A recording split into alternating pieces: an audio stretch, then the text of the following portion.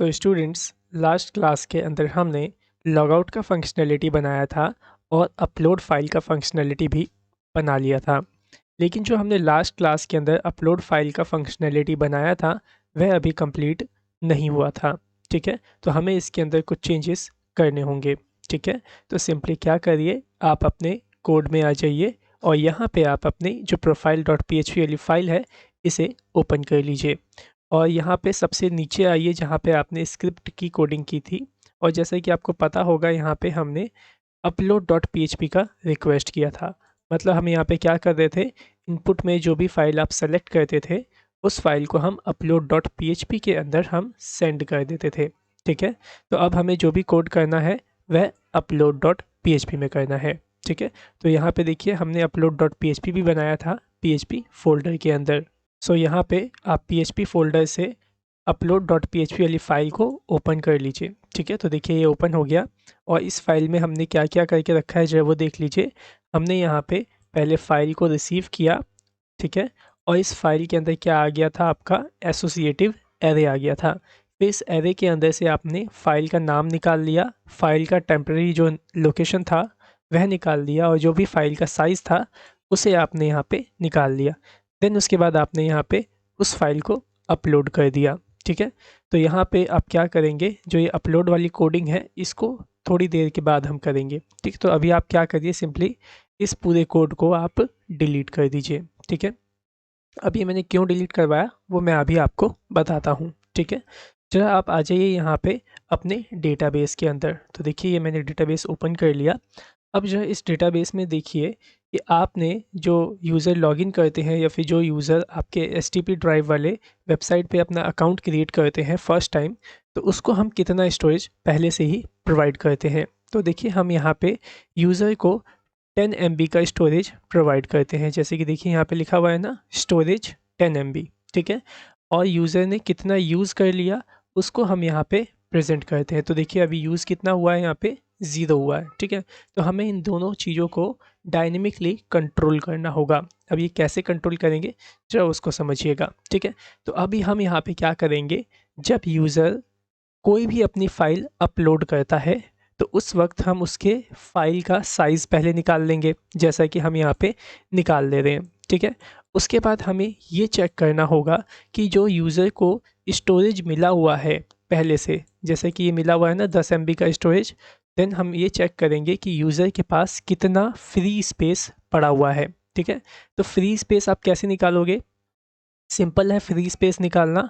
Total storage के अंदर से यूज्ड स्टोरेज को आप माइनस कर दो तो आपको क्या मिल जाएगा, फ्री स्पेस जो होगा वह मिल जाएगा। ठीक है, जैसे कि देखिए टोटल स्टोरेज है आपके पास 10 MB का, लेकिन अगर यूज्ड स्टोरेज है 6 MB का। ठीक है, तो आप 10 में से 6 माइनस कर देंगे तो क्या बचेगा, 4। तो 4 क्या होगा, आपका फ्री स्पेस हो जाएगा।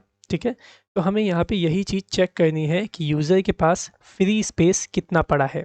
ठीक है, जैसे कि देखिए मैं यहाँ पे आपको बताता हूँ, जैसे मैंने लिखा टोटल स्टोरेज 10 MB। ठीक है, और 10 MB के अंदर से यूज़र ने यूज़ कर लिया है आपका 6 MB का स्टोरेज। ठीक है, तो हमें क्या निकालना था, फ्री स्टोरेज। तो फ्री स्टोरेज कैसे निकलेगा, इस 10 में से हम 6 MB को माइनस कर देंगे, मतलब टोटल स्टोरेज में से जो यूज्ड स्टोरेज है हम इसको माइनस कर देंगे तो कितना MB बचा, यहाँ पे 4 MB का आपका फ्री स्पेस बच गया। ठीक है, अब यूज़र क्या है कि जो यूज़र ने फ़ाइल अपलोड करी है, मान लीजिए वह फ़ाइल का साइज़ है आपका 10 MB का। ठीक है, तो क्या इस फाइल को हम अपने सर्वर में अपलोड होने देंगे, नहीं होने देंगे। क्यों, क्योंकि यूज़र के पास तो सिर्फ 4 MB का ही फ्री स्पेस बचा हुआ है। ठीक है, और अगर यूज़र 10 MB की फ़ाइल अपलोड करेगा तो हम उसे अपलोड नहीं करने देंगे। हाँ, लेकिन अगर यूज़र 2 MB की फ़ाइल अपलोड करता है तो हम ये चेक कर लेंगे कि क्या जो यूज़र ने फ़ाइल अपलोड की है अगर उसका साइज़ हमारे फ्री स्पेस के साइज़ से कम होगा तो हम इसे अपलोड कर लेने देंगे। ठीक है, फिर से एक बार समझिए, हम यहाँ पे क्या चेक करेंगे, हम यहाँ पे ये चेक करेंगे कि जो भी यूज़र ने फ़ाइल अपलोड किया है उस फाइल का साइज़ फ्री स्पेस के साइज़ से कम होना चाहिए, तभी जा कर के हम यूज़र की फ़ाइल को अपने सर्वर पर अपलोड करेंगे। ठीक है, तो हमें क्या निकालना होगा, अभी सबसे पहले इस चीज़ को चेक करने के लिए ये फ्री स्टोरेज निकालना होगा। ठीक है, तो चलिए इसको निकालते हैं। कैसे निकालेंगे इसे? सबसे पहले आपको यहाँ पे डेटाबेस में से स्टोरेज निकालना पड़ेगा, टोटल स्टोरेज, और यूज्ड स्टोरेज को निकालना होगा। तभी तो आप स्टोरेज में से यूज्ड स्टोरेज को माइनस करेंगे। ठीक है, तो हमें पहले इन दोनों को निकालना है। कैसे निकालेंगे? सिंपल सा, आपको पता ही होगा, डेटाबेस में से डेटा निकालने के लिए आपको सेलेक्ट क्वेरी का यूज़ करना होता है। लेकिन उससे पहले आपको एक चीज़ देखनी पड़ेगी कि जो आप यहाँ पे स्टोरेज और यूज्ड स्टोरेज का जो डेटा निकाल रहे हैं वह किस रो का निकाल रहे हैं।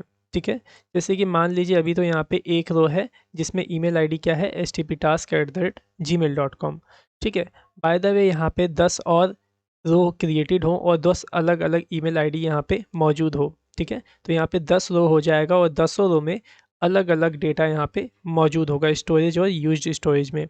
अब आपको ये पता करना होगा कि आप जो डेटा निकाल रहे हैं स्टोरेज और यूज्ड स्टोरेज का, वह किस ईमेल आईडी का होगा। ठीक है, तो उसके लिए सिंपली आपको यहाँ पे क्या करना होगा, सबसे पहले वह ईमेल प्राप्त करना होगा जिस ईमेल रो का आप स्टोरेज और यूज्ड स्टोरेज निकालना चाहते हैं। ठीक है, तो हमें यहाँ पे ईमेल वो पता करना पड़ेगा। ठीक है, तो या तो इसमें देखिए दो चीज़ से आप ईमेल पता कर सकते हैं। या तो आप क्या करिए, profile.php से उस ईमेल को सेंड करिए जो यूज़र लॉगिन हो रखा है, तभी जा कर के हमें उसका यहाँ पे यूज्ड स्टोरेज और टोटल स्टोरेज पता चलेगा। ठीक है, या फिर आप यहाँ पे क्या कर सकते हैं, सेशन से ईमेल आईडी निकाल सकते हैं।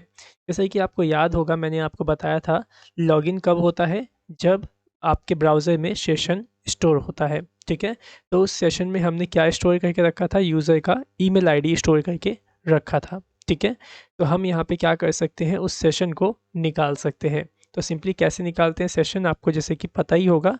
सबसे पहले सेशन को आपको स्टार्ट करना होता है, तो मैं यहाँ राइट कर देता हूँ सेशन स्टार्ट। ठीक है, कुछ इस तरीके से। देन उसके बाद आपने किस नाम से सेशन बनाया था, यूज़र के नाम से सेशन बनाया था। ठीक है, तो मैं यहाँ पे सेशन सुपर ग्लोबल का यूज़ करूँगा कुछ इस तरीके से। देखिए ये रहा सेशन सुपर ग्लोबल, और यहाँ पे मैं यूज़र की को इस तरीके से एक्सेस कर लूँगा। तो इसके माध्यम से मेरे को क्या मिल जाएगा, इसके माध्यम से मेरे को वह ईमेल आईडी मिल जाएगी जिस यूज़र ने लॉगिन कर रखा है। ठीक है, तो मैं क्या करता हूँ, इस ईमेल आईडी को यहाँ पे यूज़र_ ईमेल के नाम के एक वेरिएबल में स्टोर करके रख लेता हूँ।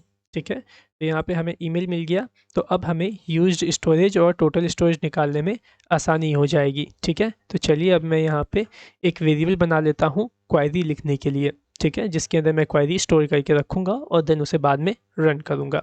ठीक है, तो मैं यहाँ पे गेट डिटेल्स के नाम से एक वेरिएबल बना लेता हूँ और यहाँ पे सेलेक्ट क्वेरी को चलाता हूँ। ठीक है, तो मैं यहाँ राइट करता हूँ select all columns from user table where email equals to user email।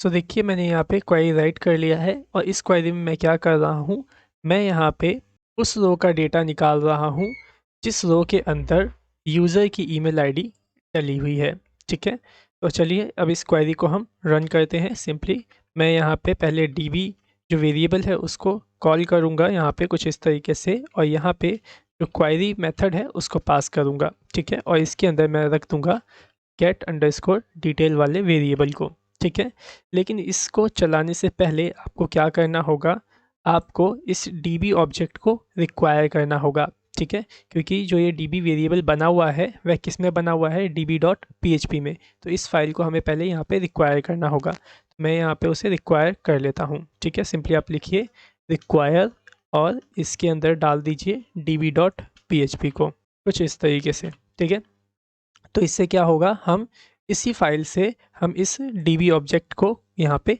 Call कर पाएंगे। ठीक है, देन अब ये आपका जो क्वेरी होगा रन हो गया होगा। ठीक है, तो अब हमें यहाँ पे क्या मिल जाएगा, उस रो का डेटा मिल जाएगा जिस रो में वह ईमेल आईडी है जो ईमेल आईडी से यूज़र ने लॉगिन किया है। ठीक है, तो सिंपली आप क्या करिए, इसको एक रिस्पॉन्स के अंदर रिसीव कर लीजिए। तो मैं यहाँ पे res के नाम से एक वेरिएबल बना लेता हूँ जिसमें मैंने रिस्पॉन्स को रिसीव कर लिया है। ठीक है, अब हमें क्या करना है, इस रिस्पॉन्स वेरिएबल के अंदर से fetch assoc मेथड को आपको यूज़ करना होगा उस रो का डेटा निकालने के लिए। ठीक है, तो मैंने यहाँ पे राइट किया res रिस्पॉन्स वेरिएबल को, देन इसके अंदर से मैं यहाँ पे फेच एसोस मेथड का यूज़ कर लेता हूँ। ठीक है, तो ये क्या करेगा, आपको एक एसोसिएटिव एरे रिटर्न करके देगा जिसके अंदर आपका सभी डेटा मौजूद होगा। तो मैं यहाँ पे यूज़र अंडरस्कोर डेटा के नाम से एक वेरिएबल बना लेता हूँ। ठीक है, अब जिस जिस चीज़ की हमें ज़रूरत है उसको चलिए अब हम निकाल लेते हैं। तो हमें क्या क्या चाहिए, पहला हमें चाहिए टोटल स्टोरेज। ठीक है, तो मैं यहाँ पे एक वेरिएबल बना लेता हूँ टोटल अंडरस्कोर स्टोरेज के नाम से।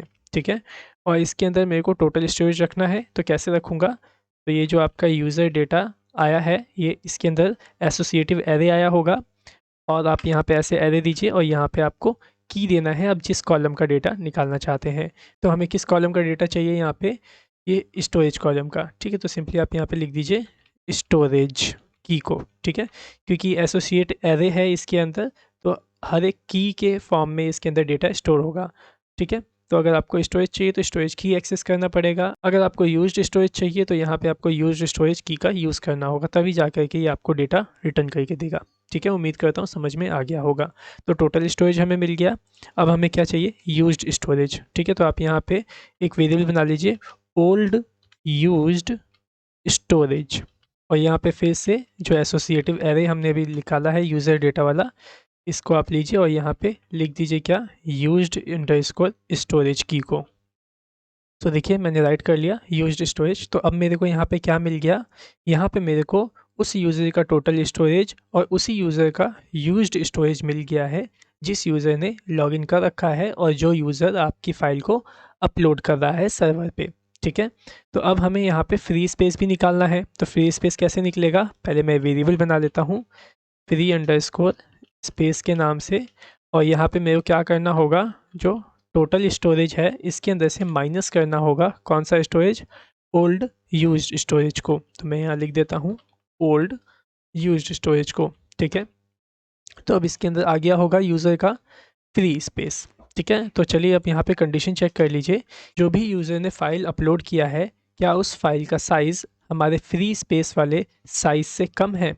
ठीक है, तो ये यहाँ पे लिखिए इफ़ फाइल साइज़, तो मैंने लिख लिया फाइल साइज़ वेरिएबल को, और यहाँ पे लगाइए लेस देन फ्री स्पेस।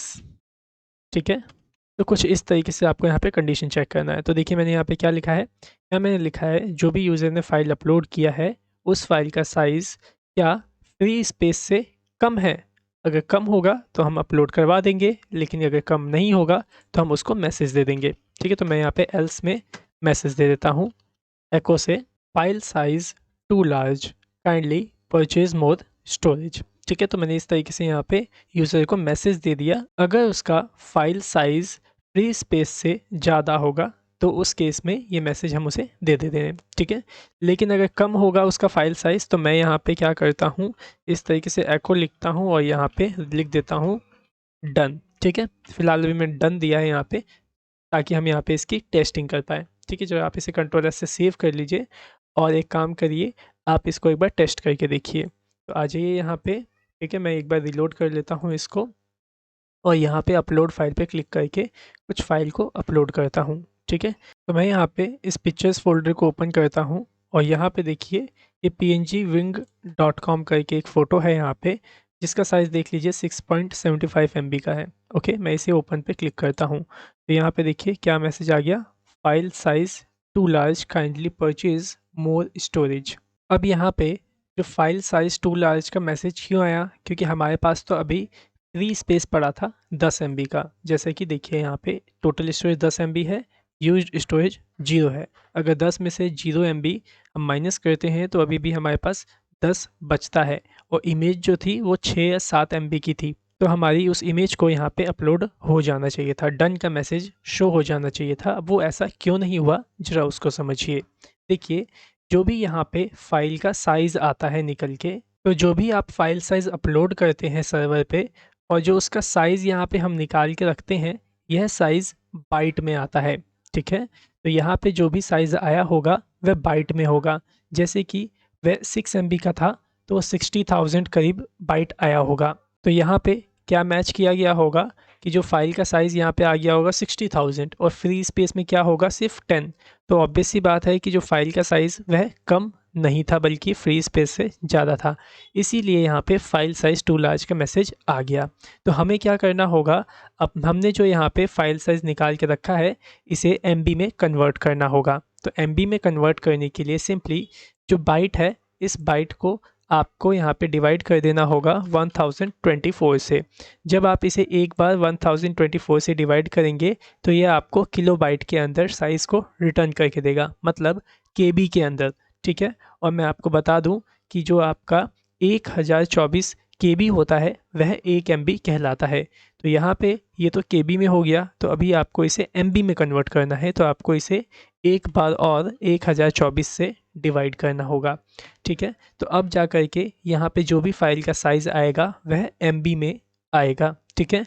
लेकिन मैं आपको यहाँ पे एक चीज़ और भी बता दूं कि इतना सारा जो आपने डिवाइड किया है, तो डिवाइड करने की वजह से जो आपका आंसर आ सकता है MB वाला वह कुछ पॉइंट्स में आ सकता है, जैसे कि इस तरीके से आ जाएगा 6.2365 MB, कुछ इस तरीके से, ठीक है। तो हमें इस तरीके से यहाँ पे रिज़ल्ट नहीं चाहिए, हमें कैसे रिज़ल्ट चाहिए, पॉइंट के बाद का सिर्फ 2 डिजिट ही यहाँ पे हमें चाहिए। तो हम यहाँ पे क्या करेंगे, इसको राउंड करेंगे, मतलब पॉइंट के बाद का सिर्फ 2 डेटा ही हमें निकालना है। तो उसके लिए सिंपली आपको राउंड फंक्शन का यूज़ करना होगा, ठीक है। अब राउंड फंक्शन कैसे वर्क करता है ज़रा वो देख लीजिए। सिंपली में जैसे मैंने लिखा है यहाँ पे राउंड फंक्शन को, ठीक है, कुछ इस तरीके से। देन उसके बाद आपको क्या करना है, फर्स्ट पैरामीटर में यहाँ पे अमाउंट डाल देना है, जो भी पॉइंट वाला अमाउंट आपका आया है। जैसे कि मैंने लिख दिया यहाँ पे 5.36589, ये अमाउंट जैसे निकल के आ गया, ठीक है, इस वाली फाइल से, ठीक है। तो हमें क्या करना है, इसके सिर्फ पॉइंट के बाद का 2 डिजिट का नंबर हमें चाहिए। तो इसके बाद आप क्या करिए, सिंपली यहाँ पे लास्ट में कॉमा दे करके आप 2 पास कर दीजिए, ठीक है। तो इतने से क्या होगा, ये राउंड आपको सिर्फ पॉइंट के बाद के जो 2 डिजिट आपको दिख रहे हैं वही निकाल के दे देगा। मतलब इसका रिजल्ट क्या निकाल के देगा, ये आपको ये निकाल के देगा 5.36, ठीक है। तो अगर आप इस राउंड को यूज़ करेंगे यहाँ पे तो कुछ इस तरीके से ये आपको MB में रिज़ल्ट आपको निकाल के दे देगा, ठीक है। तो चलिए मैं यहाँ पे लगा लेता हूँ। तो यहाँ पे मैंने लिखा राउंड को इस तरीके से ब्रैकेट ओपन, और यहाँ से लेके यहाँ तक, ये देखिए यहाँ से लेके यहाँ तक आपको क्या रिटर्न करके देगा, कुछ इस तरीके से आपको MB में नंबर रिटर्न करके दे देगा, ठीक है। और हमें यहाँ पे पॉइंट के बाद के कितने नंबर चाहिए, सिर्फ 2। तो कॉमा दे करके आप यहाँ पे ऐसे 2 लिख दीजिए और यहाँ पे ब्रैकेट क्लोज कर दीजिए, ठीक है। तो अब यहाँ पे क्या होगा, जो भी फाइल का साइज़ आएगा वह MB के अंदर आएगा और वो भी पॉइंट के बाद के 2 नंबर तक ही आएगा, ठीक है। सो उम्मीद करता हूँ आपको ये चीज़ समझ में आ गई होगी। तो मैं इस कमेंट को यहाँ से अब डिलीट कर देता हूँ। अब आप इसे सिंपली सेव कर लीजिए और रन करके टेस्ट करिए, ठीक है। तो आ जाइए यहाँ पे वापस से ब्राउज़र में और मैं इसे एक बार रीलोड कर लेता हूँ। अपलोड फाइल पे अब मैं क्लिक करता हूँ और इसी फाइल को वापस से चूज़ करूँगा जो कि 6 MB की है। यहाँ पे देख लीजिए, जब मैं माउस ओवर करता हूँ तो देखिए दिख रहा है आपको 6.75 MB। ओके, ओपन पे क्लिक करता हूँ तो देखिए अब यहाँ पे क्या मैसेज आ गया, डन का मैसेज आ गया, ठीक है। मतलब कि अब ये फाइल आपकी यहाँ पे अपलोड हो सकती है, ठीक है। सो उम्मीद करता हूँ ये चीज़ अब आपको समझ में आ गया होगा कि हमने ऐसा यहाँ पे क्या किया। हमने यहाँ पे जो भी बाइट में आपका फाइल का साइज़ आ रहा था उसे हमने MB में कन्वर्ट कर दिया, ठीक है। सो चलिए हमने यहाँ पे अब ये तो चेक कर लिया कि जो यूज़र ने फ़ाइल अपलोड किया है वह आपके फ्री स्पेस से कम का है, ठीक है। सो अब हमें यहाँ पे एक चीज़ और चेक करना होगा कि जो यूज़र फ़ाइल अपलोड कर रहा है क्या वह डुप्लिकेट फ़ाइल तो अपलोड नहीं कर रहा है। जैसे कि बाय द वे आप ये समझिए, जैसे कि डेटा फ़ोल्डर के अंदर जो यूज़र 10 वाला फ़ोल्डर है इसके अंदर पहले से कौन सी फ़ाइल मौजूद है, bg.jpg वाली, ठीक है। तो हमें ये चेक करना है क्या यूज़र दोबारा से यही bg.jpg वाली फ़ाइल तो अपलोड नहीं कर रहा है। अगर वह यही सेम फ़ाइल दोबारा से अपलोड कर रहा है तो हम उसे यूज़र को मैसेज दे देंगे फ़ाइल ऑलरेडी एग्जिस्ट का, ठीक है। तो अब आपको इसे चेक करना होगा। अब आप इसे कैसे चेक करेंगे ज़रा वो देखिए। सिंपली जो डन वाला मैसेज है आप इसको रिमूव कर दीजिए और ऑलरेडी फाइल एग्जिस्टिंग को चेक करने के लिए सिंपली आपको यहाँ पे एक मेथड यूज़ करना होगा जिसका नाम है फाइल अंडरस्कोर एग्जिस्ट मेथड, ठीक है। तो आपको इसके पैरेंथेसिस के अंदर उस फाइल का नाम डालना होगा लोकेशन के साथ जो फाइल यूज़र अपलोड कर रहा है, ठीक है। तो इससे क्या होगा, ये फाइल एग्जिस्ट चेक कर लेगा कि इस फोल्डर के अंदर क्या जो यूज़र पहले से फ़ाइल डाल रहा है क्या वह फ़ाइल मौजूद है या नहीं। अगर वह फ़ाइल मौजूद पहले से होगी तो ये आपको ट्रू रिटर्न करके दे देगा, लेकिन वह फ़ाइल पहले से फ़ोल्डर में मौजूद नहीं होगी तो यह फॉल्स रिटर्न करके आपको दे देगा। ठीक है, तो इसे हम कंडीशन में चेक कर लेंगे। तो हमें इस फाइल एग्जिस्ट के पैरेंथेसिस के अंदर फाइल का नाम देना है विद लोकेशन के साथ। ठीक है, तो यहाँ पे सबसे पहले मैं लोकेशन दे देता हूँ इस तरीके से। सबसे पहले देखिए आपका जो अपलोड डॉट पीएचपी कहाँ पे है, पीएचपी फ़ोल्डर में। ठीक है, तो मेरे को पहले पीएचपी फ़ोल्डर से बाहर निकलना होगा। तो मैं यहाँ पे पीएचपी फ़ोल्डर से बाहर निकल गया। देन उसके बाद हमें डेटा नाम का फ़ोल्डर मिलेगा। ठीक है, देन इसके अंदर आपको कौन सा फ़ोल्डर मिलेगा, यूज़र अंडरस्कोर 10 का। ठीक है, तो अब मैं यहाँ पे सिर्फ यूज़र अंडरस्कोर 10 नहीं लिखूँगा, क्योंकि यहाँ पे हमें ये चीज़ सभी यूज़र के लिए चेक करनी है, ना कि सिर्फ 10th यूज़र के लिए। तो यहाँ पे हम क्या करेंगे, जो यूज़र 10 वाला फ़ोल्डर का नाम है इसे हम डायनेमिक यहाँ पे रिसीव करेंगे। ठीक है, अब कैसे रिसीव करोगे डायनेमिकली, ज़रा वो देखिए। आपने यहाँ पे देखिए यूज़र का सभी डेटा निकाल के रखा है इस एसोसिएटिव एरे के अंदर। इसमें से आप यूज़र की आईडी निकाल लीजिए। ठीक है, तो मैं यहीं पे एक वेरिएबल बना लेता हूँ यूज़र आईडी फ़ोल्डर के नाम से। ठीक है, user underscore ID underscore folder, इस तरीके से। ठीक है, और फ़ोल्डर का नाम क्या है, यहाँ पे लिखिए। सबसे पहले तो ऐसे यूज़र है, फिर अंडरस्कोर है। ठीक है, उसके बाद क्या है, यूज़र का आईडी मौजूद है। तो मैं यहाँ पे क्या करूँगा, पहले यूज़र डेटा जो है एरे इसको लिखूँगा और इसके अंदर से मैं आईडी जो है उसको निकाल लूँगा कुछ इस तरीके से। ठीक है, तो यूज़र आईडी फ़ोल्डर के अंदर क्या जाएगा, यूज़र आईडी फ़ोल्डर के अंदर कुछ इस तरीके से यूज़र की आईडी चली जाएगी। तो इतना जो यूज़र है, यूज़र अंडरस्कोर तक हमने ऐसे स्ट्रिंग पास कर दिया, और जो ये 10 आएगा यह इस वेरिएबल के माध्यम से आ जाएगा। ठीक है, मतलब एरे के माध्यम से आ जाएगा। बट आपको यहाँ पे इसे दोनों कंकैटिनेट करना होगा। तो मैं यहाँ पे डॉट ऑपरेटर के माध्यम से इसे कंकैटिनेट कर देता हूँ। ठीक है, ये मैंने आपको समझाने के लिए लिखा था, तो सिंपली मैं इसे यहाँ से डिलीट कर दूँगा। ठीक है, तो अब मैं क्या करूँगा, यूज़र आईडी जो फ़ोल्डर है इसको मैं यहाँ पे पास कर दूँगा, और यहाँ पे भी मेरे को डॉट ऑपरेटर का यूज़ करना होगा इन दोनों को कंकैटिनेट करने के लिए। देन इसके बाद हमें क्या लिखना होगा, फ़ाइल का नाम लिखना होगा जो यूज़र अपलोड कर रहा है। ठीक है, तो देखिए फ़ाइल का नाम तो यहीं पे आया हुआ है, तो सिंपली आप इसी वेरिएबल को यहाँ पे यूज़ कर लीजिए। मैंने इस तरीके से यहाँ पे इसे राइट कर लिया। ठीक है, तो अभी भी यहाँ पे आपको इसे कंकैटिनेट करना होगा, और साथ ही साथ इनके बीच में आपको ऐसे स्लैश देना होगा। स्लैश हम क्यों दे रहे हैं, क्योंकि इससे ये डिफ़ाइन हो रहा है कि जो भी ये यूज़र आईडी वाला फ़ोल्डर है इसके अंदर ये फ़ाइल मौजूद है। तो ये स्लैश आप सिंपली ऐसे ही नहीं देंगे, ये स्लैश आपका एक स्ट्रिंग है। तो आप इसे क्या करिए, इस तरीके से डुअल कोट से ऐसे लॉक कर दीजिए। ठीक है, और यहाँ पे आप इसे इस तरह से कंकैटिनेट कर लीजिए, और यहाँ पे फिर से एक डॉट ऑपरेटर देके कंकैटिनेट कर लीजिए। तो यहाँ पे इसे लिखने का मतलब सिंपली ये है कि जो भी यूज़र फाइल अपलोड कर रहा है क्या वह फाइल पहले से मौजूद है या नहीं, ये यहाँ पे ये फाइल एग्जिस्ट जो मेथड है ये चेक कर लेगा। ठीक है, और यहाँ पे मैं यहाँ पे एक काम और भी करूँगा कि जो भी यूज़र फाइल अपलोड कर रहा है उसका फाइल का नेम हम यहाँ पे स्मॉल लेटर्स में कन्वर्ट कर देंगे। ठीक है, जैसे कि जो भी फाइल का नेम होगा वह इस फाइल नेम में आ रहा होगा। By the way user capital letter वाली नाम वाली फ़ाइल कोई अपलोड कर रहा है, तो हम क्या करेंगे, उसकी फ़ाइल का जो नाम है वह स्मॉल लेटर में कन्वर्ट कर देंगे, क्योंकि जो स्मॉल लेटर होता है उसे प्रोसेस करना ज़्यादा ईजी होता है और ज़्यादा फास्ट होता है। हालांकि अगर आप कैपिटल लेटर में भी लिख देते हैं कोई नाम, मतलब भेज देते हैं फाइल कैपिटल लेटर वाली, तो उसको भी वो प्रोसेस कर लेगा, लेकिन वहाँ पे कुछ प्रॉब्लम भी आ सकती है। तो हम यहाँ पे ये रिस्क नहीं लेंगे, सिंपली जो भी यूज़र फाइल अपलोड करेगा उसके नाम को हम स्मॉल लेटर में कन्वर्ट कर देंगे। कैसे होगा, उसके लिए एक मेथड है str to lower, means string to lower method है। इसके अंदर आप इसको डाल दीजिए, तो क्या होगा, जो भी यूज़र फाइल अपलोड करेगा उसका फाइल का नेम यहाँ पे स्मॉल लेटर्स में ही आएगा, चाहे वो कैपिटल में हो चाहे किसी भी केस में हो। ठीक है, तो यहाँ पे इस तरीके से हमने कर लिया।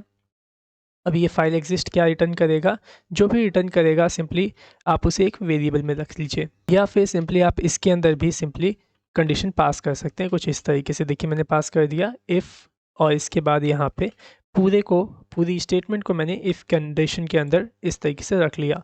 तो यहाँ पे अब ये पूरी कंडीशन आपको क्या रिटर्न करके देगी, ये पूरी स्टेटमेंट या तो ट्रू रिटर्न करके देगी या तो फॉल्स रिटर्न करके देगी।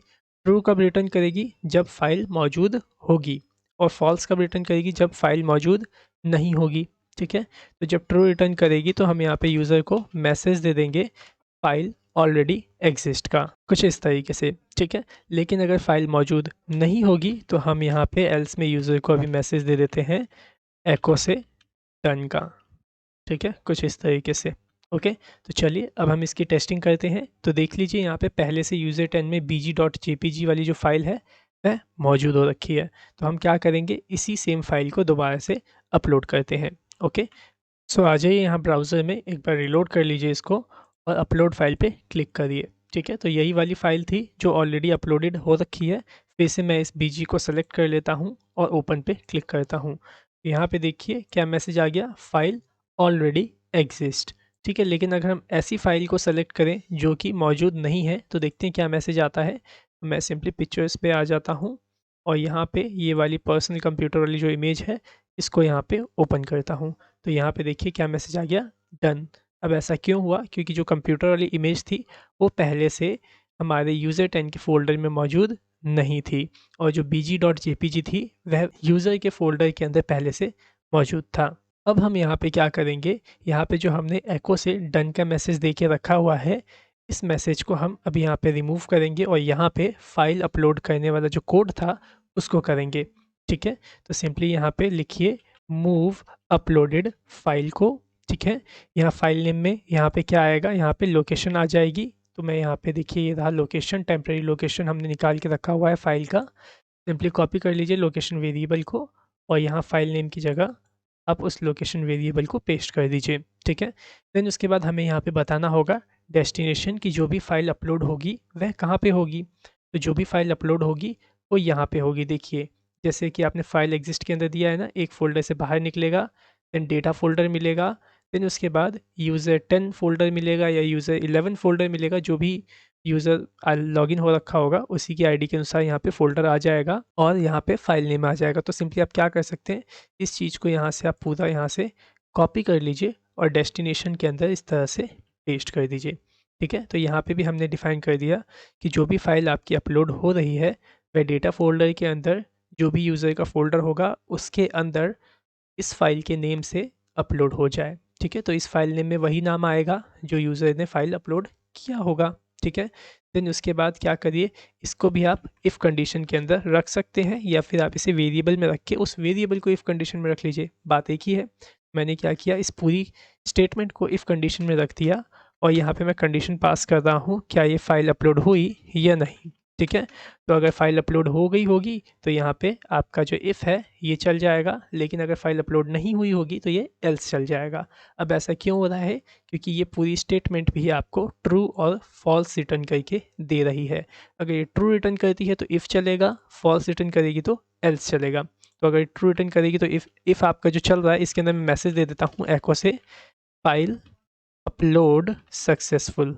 लेकिन अगर यहाँ पे आपकी फ़ाइल अपलोड नहीं होती है तो मैं एल्स में मैसेज दे देता हूँ अपलोड फेल्ड, कुछ इस तरीके से। ठीक है, सो मैंने यहाँ पे मैसेज दे दिया अपलोड फेल्ड का। ओके, तो चलिए जरा अब इसकी भी हम टेस्टिंग कर लेते हैं। सेव कर लीजिए इसको और देखिए यहाँ पे bg.jpg पहले से मौजूद है तो ये अपलोड होगी नहीं, और हम दूसरी फाइल अपलोड करके टेस्ट करते हैं।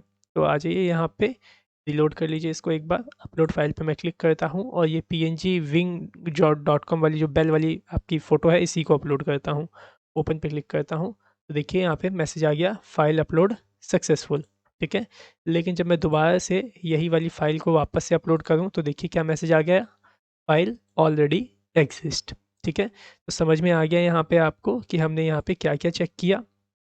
तो देख लीजिए हमने यहाँ पे सबसे पहले चेक किया कि क्या यूज़र के पास फ्री स्पेस मौजूद है या नहीं। अगर फ्री स्पेस मौजूद होगा तभी जा कर के यूज़र की फ़ाइल अपलोड होगी। देन उसके बाद हमने चेक किया कि जो यूज़र फ़ाइल अपलोड कर रहा है क्या वह फ़ाइल पहले से तो मौजूद नहीं है।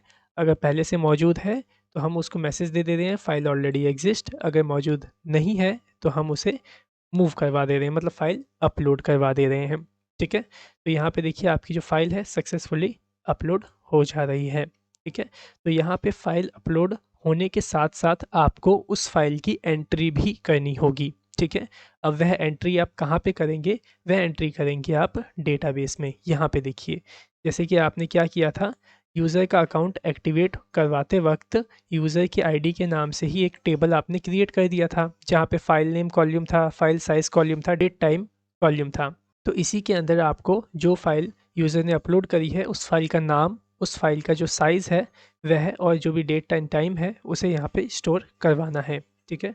चलिए ये भी हम यहाँ पे कर लेते हैं। तो सिंपली ये जो हमने फ़ाइल अपलोड सक्सेसफुल का मैसेज दिया है, इसको रिमूव करिए और यहाँ पे टेबल में डेटा इंसर्ट करने वाली क्वेरी को राइट करिए, ठीक है। तो मैं यहाँ पे पहले एक वेरिएबल बना लेता हूँ फाइल अंडरस्कोर स्टोर के नाम से, ठीक है। तो मैं यहाँ पे क्वेरी लिखता हूँ इंसर्ट इनटू, और यहाँ पे इंसर्ट इनटू के बाद आपको क्या लिखना है, उस टेबल का नाम लिखना है जिस टेबल में आप डेटा स्टोर करना चाहते हैं। तो यहाँ पे यूज़र्स टेबल तो आपका आएगा नहीं, यहाँ पे कौन सा टेबल आएगा, जिस नाम से यूज़र की आईडी होगी, ठीक है। तो यहाँ पे देख लीजिए ऊपर हमने फ़ोल्डर भी उसी नाम से बना रखा है, यूज़र आईडी फ़ोल्डर। तो आप इसको यहाँ पे यूज़ कर सकते हैं। ये देख रहे हैं यहाँ पे देखिए, यूज़र आईडी फ़ोल्डर हमने बनाया हुआ है, ये देखिए इस नाम से वेरिएबल। तो और इसी नाम से ही क्या है, यूज़र का टेबल भी मौजूद है। तो आप इसको यहाँ पे यूज़ कर सकते हैं, ठीक है, कुछ इस तरीके से। तो लिख लीजिए insert into user ID folder, या फिर आप टेबल समझ लीजिए। लिखने में यहाँ पे फ़ोल्डर है, लेकिन इसके अंदर टेबल का नाम भी आ रहा है, क्योंकि यूज़र का टेबल का नाम और फ़ोल्डर का नाम दोनों सेम ही है। तो लिख लीजिए यूज़र आईडी फ़ोल्डर को यहाँ पे, वेरिएबल को इस तरीके से। देन इसके बाद हमें यहाँ पे पैरेंथेसिस ओपन करना है और इस पैरेंथेसिस के अंदर उन कॉलम का नाम लिखना है जिन कॉलम में आप डेटा इंसर्ट करना चाहते हैं। तो हमें यहाँ पे सिर्फ 2 कॉलम के नाम लिखने हैं, फाइल नेम और फाइल साइज़, ठीक है। बाकी आईडी और डेट एंड टाइम में तो डेटा अपने आप ही इंसर्ट हो जाएगा, ठीक है। तो फाइल नेम मैं यहाँ पे दे देता हूँ कुछ इस तरीके से, फाइल अंडरस्कोर नेम। ये हमने पहले कॉलम का नाम दे दिया, और दूसरे कॉलम का नाम क्या है, फाइल अंडरस्कोर साइज़, ठीक है। तो मैं इसका नाम भी यहाँ पे इस तरीके से दे देता हूँ, फाइल अंडरस्कोर साइज़, ठीक है। देन इसके बाद आपको यहाँ पे वैल्यूज़ कीवर्ड का इस तरीके से यूज़ करना होगा, और फिर पैरेंथेसिस आपको ओपन करना होगा, ठीक है। अब इस वैल्यू में आप क्या डालेंगे, यहाँ पे सबसे पहले आप डालेंगे फ़ाइल का नेम, ठीक है। ये फ़ाइल नेम वाला कॉलम है, तो यही फ़ाइल नेम का जो वैल्यू होगा वह पहले आप यहाँ पे डालेंगे। तो फ़ाइल का नेम देखिए ऊपर हमने रिसीव करके रखा है इस वेरिएबल में। तो आप क्या करिए, सिंपली इसी वेरिएबल को वहाँ पे लिख दीजिए, ठीक है। तो मैं यहाँ पे लिख देता हूँ फाइल नेम, और जो वेरिएबल आप यहाँ पे लिखेंगे उसे आप सिंगल कोट से इस तरीके से लॉक कर देंगे, ठीक है।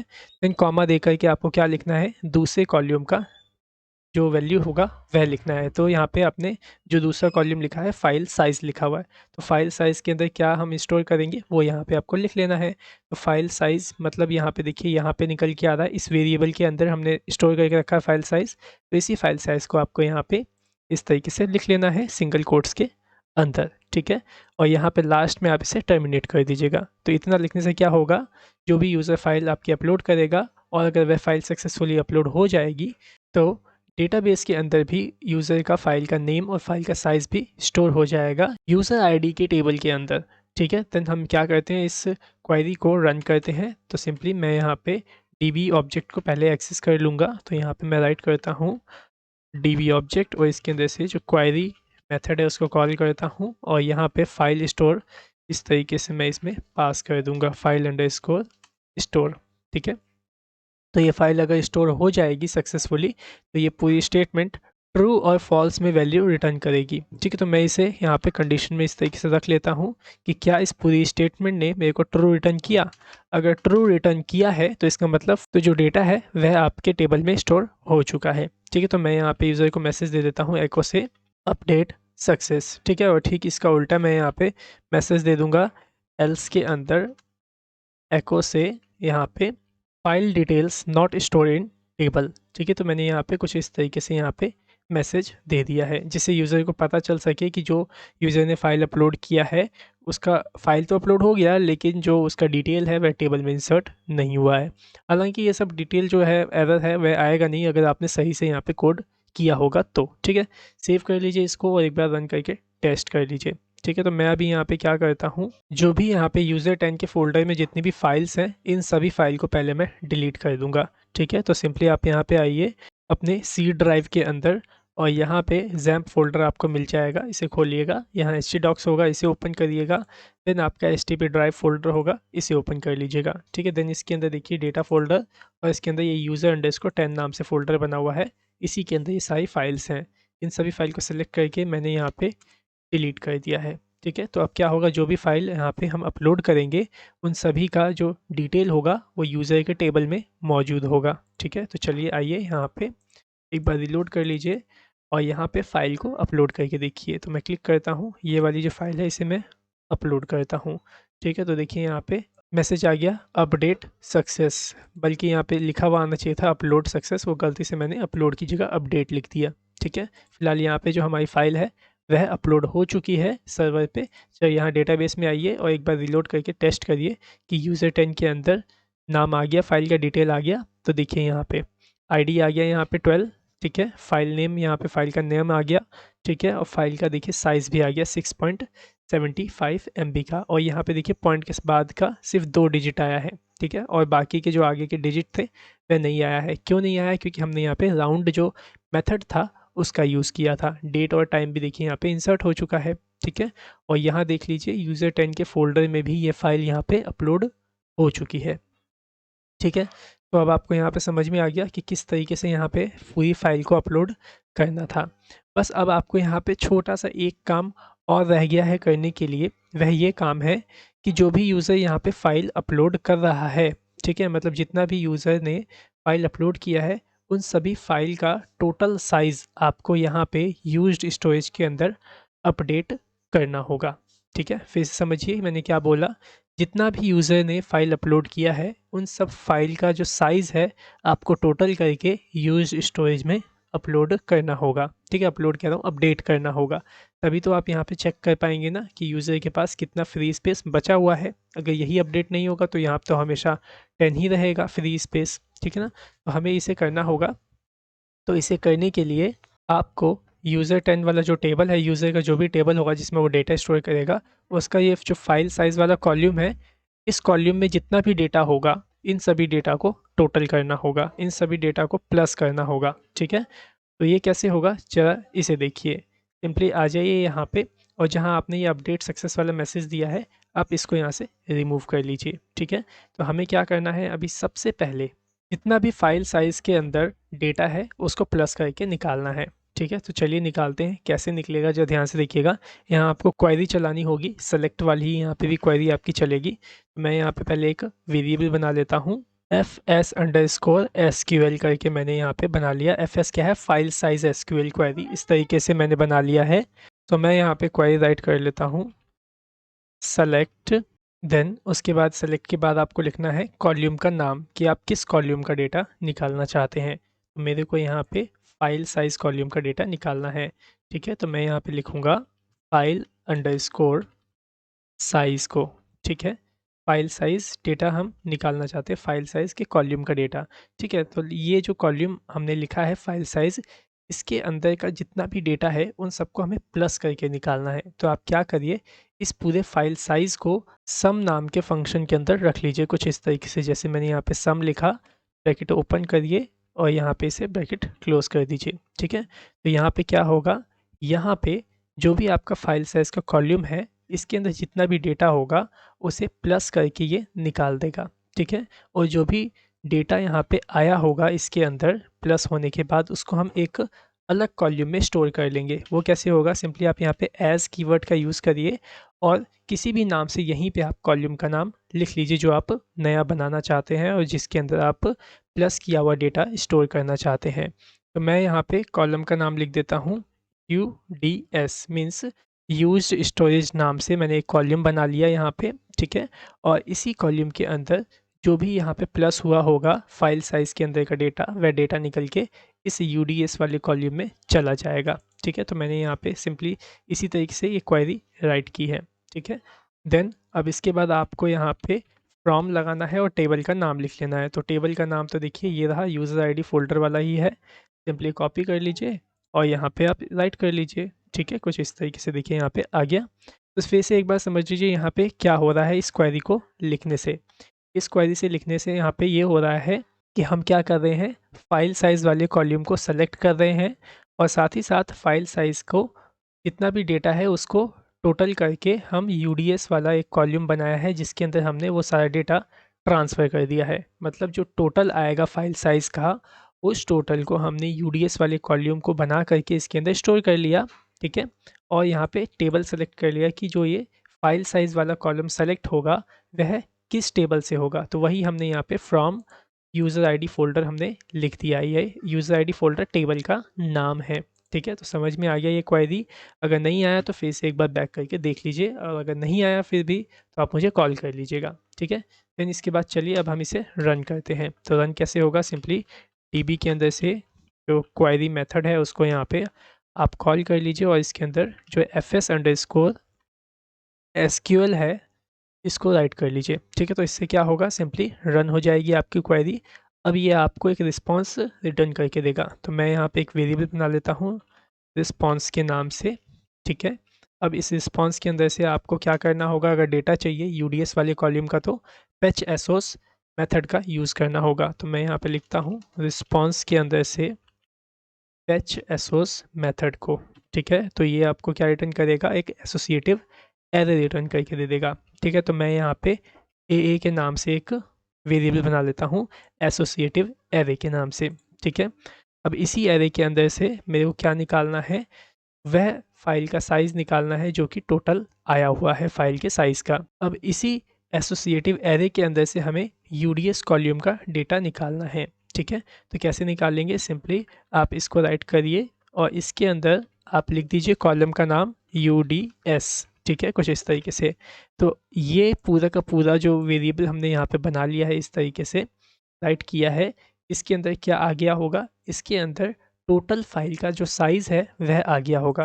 तो मैं इसे यहाँ पे एक वेरिएबल में स्टोर करके रख लेता हूँ। तो मैंने यहाँ पे वेरिएबल बना लिया टोटल यूज्ड फाइल साइज़। जो भी फाइल साइज़ के कॉलम का टोटल होगा वह सब का सब इसके अंदर चला जाएगा इस वेरिएबल के अंदर, ठीक है। तो यहाँ पे हमें पता चल गया कि यूज़र ने कितने एमबी तक का फाइल अपलोड कर रखा है, ठीक है। तो अब हमें क्या करना है, इसी डेटा को कहाँ पे अपडेट कर देना है, इस यूज़र्स टेबल के अंदर जो ये यूज्ड स्टोरेज आप कॉलम देख रहे हैं यहाँ 0 लिखा हुआ है इसके अंदर, ठीक है। तो चलिए अब आपको यहाँ पे सिंपली अपडेट का क्वेरी लिखना होगा, ठीक है। तो मैं यहाँ पे अपडेट के नाम से ही एक वेरिएबल बना लेता हूँ कुछ इस तरीके से और यहाँ पे लिखता हूँ अपडेट यूज़र्स टेबल।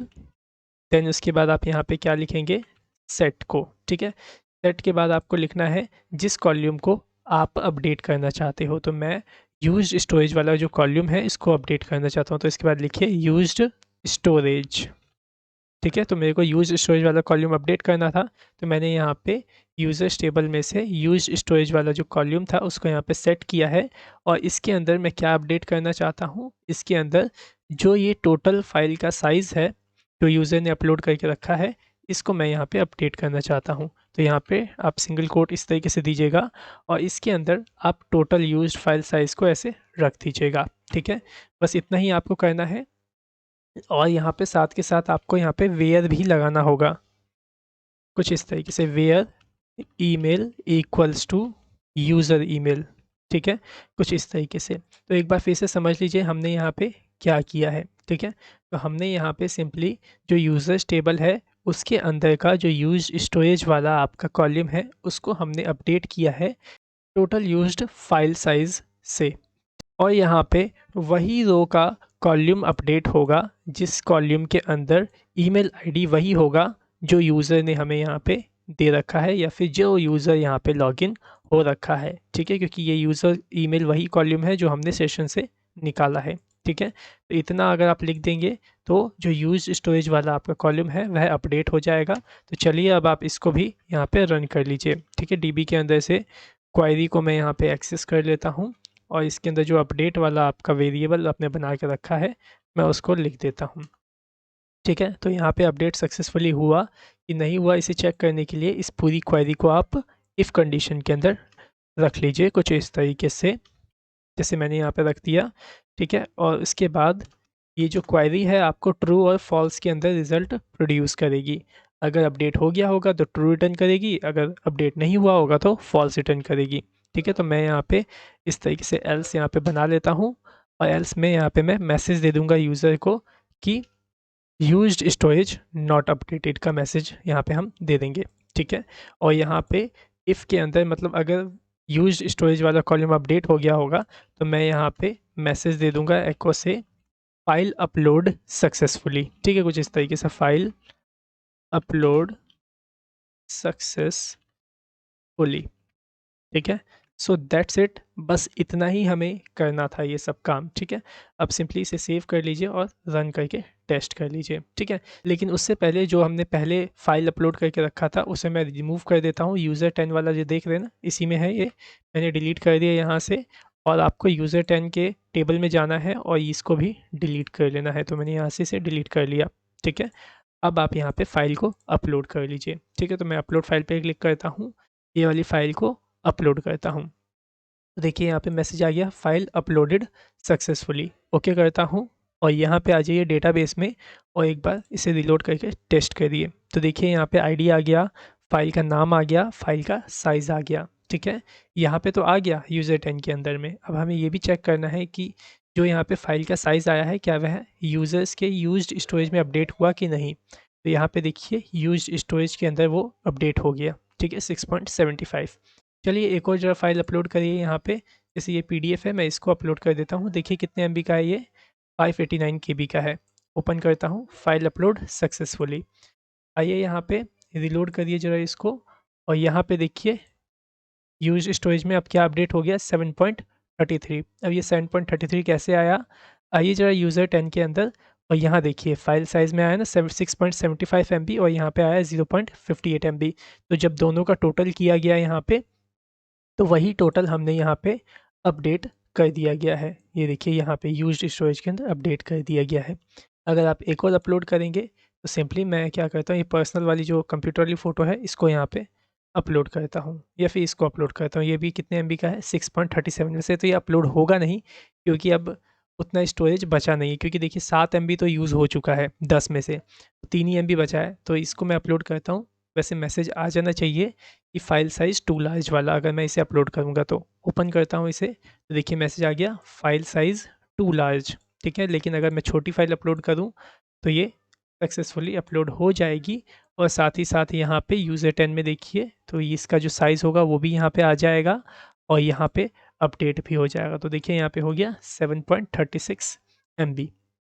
तो उम्मीद करता हूँ कि समझ में आ गया होगा कि किस तरीके से आप यहाँ पे यूज़र की फ़ाइल को अपलोड करोगे और उसे कैसे मैनेज करोगे। ठीक है, तो यहाँ पे यूज़र 10 वाले टेबल के अंदर सारी फ़ाइल की डिटेल होगी जो भी यूज़र 10 ने अपलोड की होगी, और यहाँ पे फाइल्स का जो भी साइज़ जितना भी होगा इसका टोटल करके उसके इस अकाउंट के अंदर यूज स्टोरेज के अंदर हमने अपडेट कर ही दिया है। ठीक है, हमने बोला हुआ है ना यूज़र को कि आप हमारा और भी स्टोरेज परचेज़ करो। तो जब यूज़र हमारा स्टोरेज परचेज़ करेगा तो हम उसके स्टोरेज को यहाँ पे बढ़ा देंगे, सिंपल एज़ दैट।